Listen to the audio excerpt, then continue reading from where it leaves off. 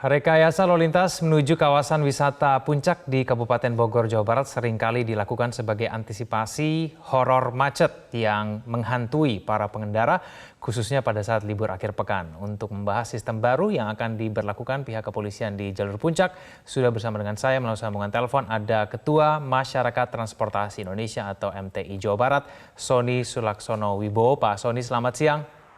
Selamat siang. Pak Sony, bagaimana Anda menilai efektivitas dan juga kemudian uji coba yang kemudian sedang diberlakukan pada hari ini dan juga minggu depan sistem 2-in-1 ini untuk menggantikan sistem buka tutup jalur Puncak? Ya, sebenarnya kalau untuk yang buka tutup itu kan sebenarnya masyarakat itu dirugikan ya, khususnya yang masyarakat di puncaknya karena hanya jam-jam tertentu bisa lewat seperti itu. Ya, harapannya dengan 2-in-1 ini ya, masyarakat bisa menggunakan jalur puncak 24 jam lah ya, tidak ada dibuka tutup seperti itu. Ya, kalau masalah efektivitasnya kita masih belum bisa melihat ya, karena ini baru diuji coba hari ini dan mungkin minggu depan akan dicoba lagi. Tapi harapannya akan memberikan satu solusi yang lebih baik lah daripada sekedar dibuka tutup seperti itu. Baik, nanti kita akan mencoba untuk memantau Pak Sony bagaimana kemudian situasi di jalur Puncak pada saat ini. Kita masih mencoba rekan kami di NTMC Polri Jakarta untuk menggambarkan bagaimana suasana pada siang hari ini. Tapi begini Pak Sony, berbagai macam upaya sudah dilakukan untuk mengatasi kemacetan di wilayah Puncak, tapi kemudian tidak ada yang betul-betul efektif begitu. Nah, menurut Anda ini penyebabnya kenapa? Ya kan memang volume lalu lintas yang menuju puncak memang luar biasa ya. Kapasitas puncak ya segitu-segitu saja. Sementara yang menuju puncak, terutama pada saat weekend itu makin lama makin bertambah. Apalagi kawasan puncak sudah mulai berkembang dengan banyaknya villa, kemudian ada pusat-pusat aktivitas untuk kuliner, untuk kumpul segala macam itu makin bertambah. Maka mau tidak mau orang akan berbondong-bondong ke sana terus gitu. Ya.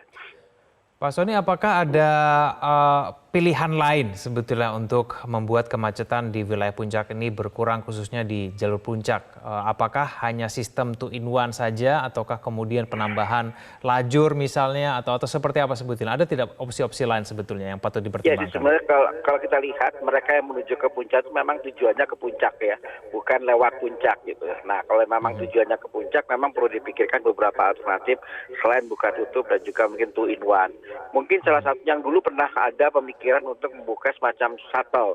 Jadi ada kantung-kantung parkir ya, mobil berhenti di situ, terus kemudian untuk masuk ke kawasan puncaknya ada menggunakan shuttle seperti itu. Ya, cuman waktu itu kurang bagus karena tujuan ke puncak itu bermacam-macam. Ada yang memang pengen menginap, ada hanya sekedar kuliner, ada yang pengen ke taman safari. Nah itu agak sulit gitu kan dengan sistem shuttle. Tapi mungkin itu bisa kita kombinasikan juga sih sebenarnya. Pak Sony, kalau secara logika kan kalau kita berpikir pada akhir pekan biasanya yang menuju ke puncak untuk melakukan aktivitas wisata itu tidak hanya satu orang, tapi kemudian mungkin 2, bahkan 3, bahkan mungkin 5, satu mobil biasanya penuh. Kalau sistem 2-in-1 ini kan hanya membatasi orang yang berangkat ke puncak sendiri begitu ya. Nah ini bagaimana kalau menurut Anda sebetulnya? Ya sebenarnya kalau orang-orang ke puncak hanya sendirian memang tidak efektif seperti itu ya. Memang harus kita pikirkan lagi misalnya model shuttle tadi gitu. Jadi kalau hanya orang 1-2 orang yang hanya lewat ke puncak, hanya sekedar berdua atau mungkin bisa disediakan shuttle. Ya mungkin shuttle itu tidak harus shuttle khusus, tapi juga semacam angkutan umum gitu. Ya, angkutan umum misalnya dari Gadoknya sampai ke sampai ke pasar di puncak ya, kemudian juga kebalikannya sampai ke daerah Cianjur itu bisa gitu ya, dipikirkan seperti itu gitu. Apakah angkutan umum yang saat ini sudah beroperasi selama ini di wilayah puncak ini sebetulnya sudah cukup memadai sebetulnya kalau misalnya masyarakat mau ke puncak tanpa menggunakan kendaraan pribadi, Pak Sony?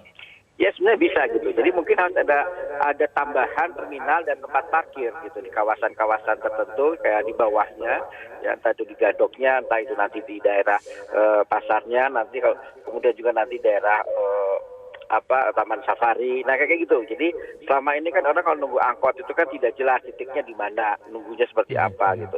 Jadi nanti angkot ini bisa difungsikan sebagai halnya seperti shuttle gitu. Shuttle tapi berbentuk angkot gitu. Ya memang tetap bayar atau apa gitu.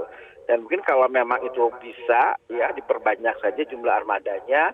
Nah kalau udah seperti itu bisa dikombinasikan dengan pembatasan gitu. Atau kombinasi buka tutup misalnya, buka tutup tetapi yang boleh lewat itu hanya angkot gitu. Jadi jalannya ditutup tapi yang boleh hanya angkot, itu juga bisa satu pertimbangan gitu. Karena orang-orang yang mau ke puncak kan memang untuk wisata gitu. Jadi ya sekalian aja kita akomodasikan dengan bentuk-bentuk angkutan umum seperti angkot seperti itu.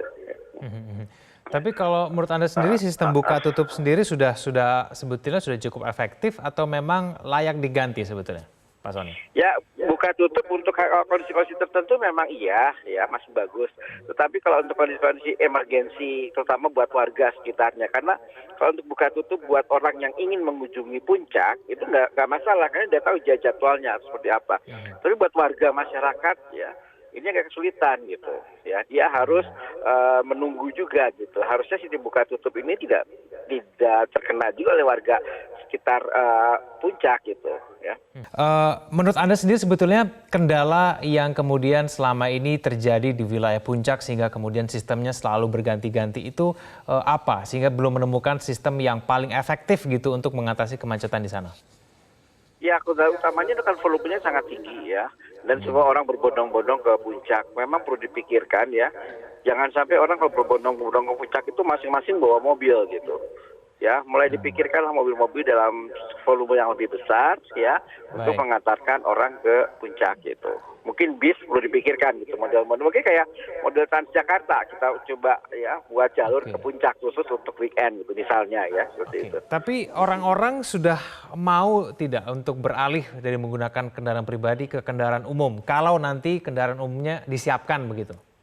Ya, kalau ini disediakan dengan cukup bagus ya, seperti misalnya levelnya kelas mobil bis yang 3/4, lebih nyaman, segala macam, saya kira mau.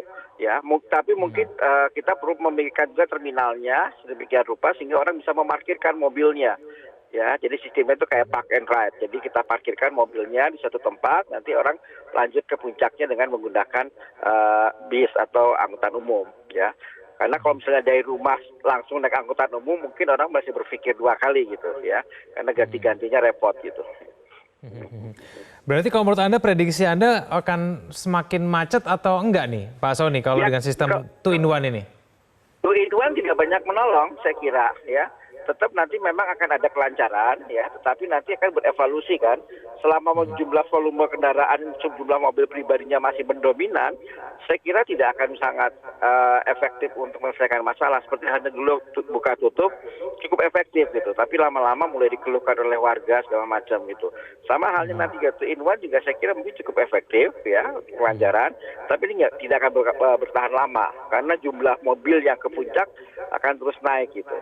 Ya, prinsipnya kan yang penting yang ke puncak itu kan adalah orangnya bukan mobilnya. Coba kita akomodasikan gitu dengan adanya bis atau angkutan umum seperti itu gitu. Yang memang khusus melayani jalur-jalur wisata gitu. Oke, apakah perlu dibuat aturan yang lebih keras lagi mungkin Pak Sony untuk kemudian kita membatasi mengenai arus kendaraan yang akan menuju ke puncak begitu supaya aturannya jelas sehingga kemudian orang bisa berangkat ke puncak kondisinya sudah mengetahui sejak awal begitu bahwa ada peraturan yang lebih keras begitu. Apakah perlu demikian? Pada prinsipnya saya cuma mengatakan buat dulu alternatifnya yang lebih baik, setelah itu baru kita buat aturan yang lebih keras.